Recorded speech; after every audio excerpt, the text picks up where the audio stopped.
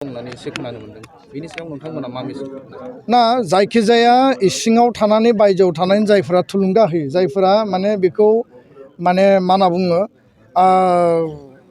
थुलुंगा होनायनि गेजेरजों बेबायदि माने गाज्रि खामानिफोरखौ मावनायनि थाखाय जायफोरा इनस्टिगेसन होयो